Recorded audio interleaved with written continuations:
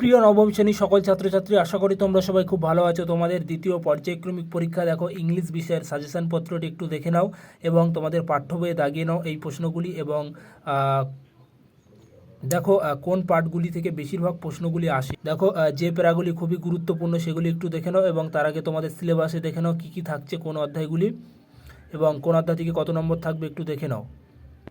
দেখো লেসন 5 থেকে 8 পর্যন্ত, লেসন 5, 6, 7, AB এই 4টি অধ্যায় তোমাদের দ্বিতীয় পর্যায়ক্রমিক পরীক্ষা থাকছে, ঠিক আছে।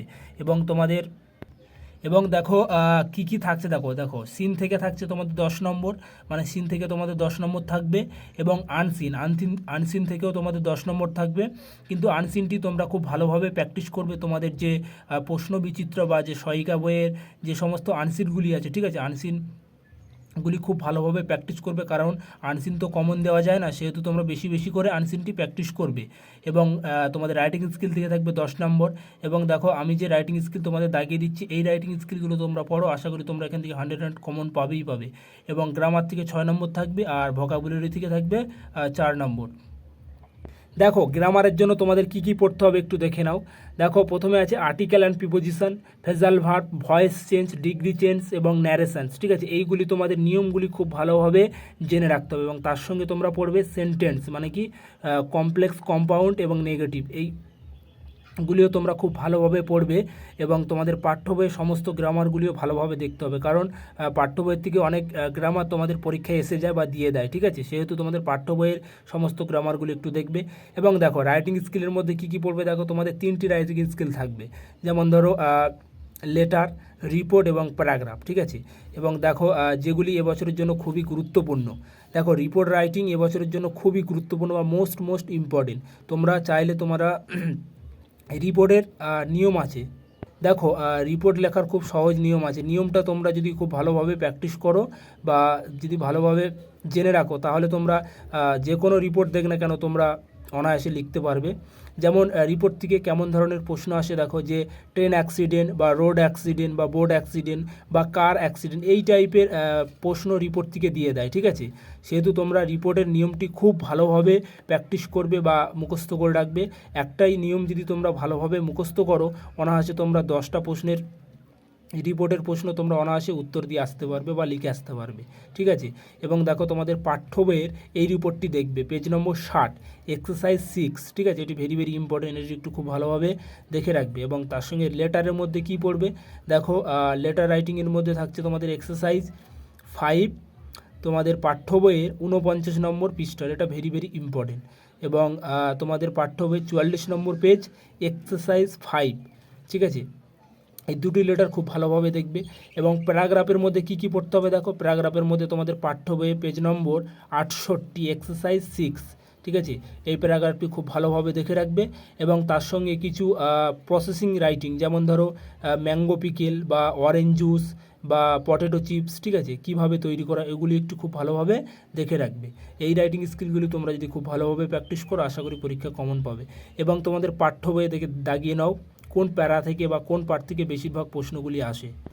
দেখো তোমাদের পাঠ্য বই 34 নম্বর পৃষ্ঠা, লেসন নম্বর 5 দেখবে, এখানে একটি পার্ট আছে, ঠিক আছে। এই প্যারাটি খুব ভালোভাবে পড়বে, কারণ না তোমরা বইটি পুরো পড়বে, কিন্তু তার সঙ্গে যে পার্টগুলিকে বেশি করে বা খুব ভালো করে দেখতে হবে। যেমন ধরো এই পার্টটিকে খুব ভালোভাবে দেখে রাখবে যে ইট হ্যাড বিং রেইন, ঠিক আছে, এখান থেকে এই পর্যন্ত এই পার্টটি খুব ভালোভাবে দেখবে। তোমরা বইটি পুরো পড়বে, তার সঙ্গে এই পার্টগুলিকে খুব ভালোভাবে দেখে রাখবে। এবং বেশিরভাগ সময় তোমাদের এই পার্টগুলি পরীক্ষায় বেশিরভাগ সময় তুলে দেওয়া হয়। পরবর্তী পেজ নম্বর দেখো 36 পৃষ্ঠার, দেখবে এখান থেকে এই পর্যন্ত, ঠিক আছে। এই পার্টটিও খুব ভালোভাবে দেখবে। পেজ নম্বর 38, দেখো এখান থেকে এই পর্যন্ত এই পার্টটিও খুব ভালোভাবে দেখে রাখবে, কারণ এই পার্টগুলি সচরাচর তোমাদের পরীক্ষার সিন হিসেবে তুলে দেওয়া হয়, ঠিক আছে। এই পার্টগুলি তোমরা বইটি পুরো পড়বে, তার সঙ্গে এই পার্টগুলিকে একটু ভালোভাবে দেখে রাখবে। আচ্ছা দেখো তোমাদের পাঠ্য বইয়ে যে সমস্ত শর্ট প্রশ্ন আছে, ঠিক আছে, শর্ট প্রশ্নগুলি সবকটি খুব ভালোভাবে পড়বে, কারণ শর্ট প্রশ্ন অনেক সময় তোমাদের পাঠ্য বই থেকে তুলে দেয়। সেহেতু তোমাদের পাঠ্য বইয়ের সমস্ত শর্ট প্রশ্ন খুঁটিয়ে পড়বে, ঠিক আছে। পরবর্তী পেজ নম্বর 45, দেখো কবিতা থেকে, দেখো কবিতার এখান থেকে এই পর্যন্ত, ঠিক আছে। এই প্যারাটি খুবই গুরুত্বপূর্ণ, এই প্যারাটি প্রায় তুলে দেয় পরীক্ষায়। এই প্যারাটি খুব ভালোভাবে দেখবে এবং তোমরা কবিতাটি পুরো পড়বে, আর যে পার্টগুলি আমি দাগিয়ে দিচ্ছি সেই পার্টগুলিকে খুব ভালোভাবে দেখে রাখবে। এবং এখান থেকে এই পর্যন্ত, ঠিক আছে, আই ওয়াজ দিস ক্লাউড, ঠিক আছে, ইভিনিং ফেল, এখান থেকে এই পর্যন্ত খুব ভালোভাবে দেখে রাখবে। এবং তোমাদের পাঠ্য বইয়ের শর্ট প্রশ্ন সবকটি খুব ভালোভাবে দেখে রাখবে।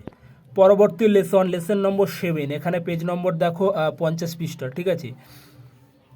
এখানেও একটি গুরুত্বপূর্ণ পার্ট আছে, এই যে টম অলওয়েজ ফাউন্ড মন্ডে, ঠিক আছে, মর্নিং, এখান থেকে এই পর্যন্ত এই পার্টটিও খুব ভালোভাবে তোমরা মুখস্থ করে রাখবে। এবং তার সঙ্গে তোমরা শর্ট প্রশ্ন তো সবকটি খুব ভালোভাবে দেখে রাখবে। পরবর্তী অধ্যায় দেখো লেসন নম্বর 8, পেজ নম্বর 61, দেখবে তোমরা এই গল্পটি তোমরা পুরো পড়বে এবং তার সঙ্গে এই প্যাটগুলোকে খুব ভালোভাবে দেখে রাখবে। দে ইয়াং, ঠিক আছে, এখান থেকে এই পর্যন্ত এই পার্টটিও খুব ভালোভাবে দেখে রাখবে। পরবর্তী পেজ নম্বর 63, দেখবে এখান থেকে হি স্টেপড, এখান থেকে হি স্টেপ স্লোলি, ঠিক আছে, এখান থেকে এই পর্যন্ত এই পার্টটিও দেখবে। এবং তার সঙ্গে গে, ঠিক আছে, গে গা, এখান থেকে এই পর্যন্ত এই পার্টটিও খুব ভালোভাবে দেখবে।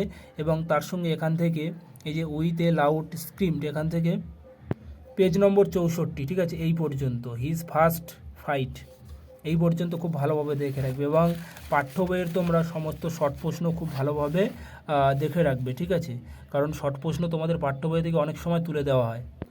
ভিডিওটি সম্পূর্ণ দেখার জন্য অসংখ্য ধন্যবাদ। এবং তোমাদের বাংলা বিষয়ের এবং গণিত বিষয়ের সাজেস্টিভ প্রশ্নপত্র দেওয়া হয়েছে, চাইলে তোমরা সেটি প্লেলিস্টটিকে চেক আউট করে দেখতে পারো।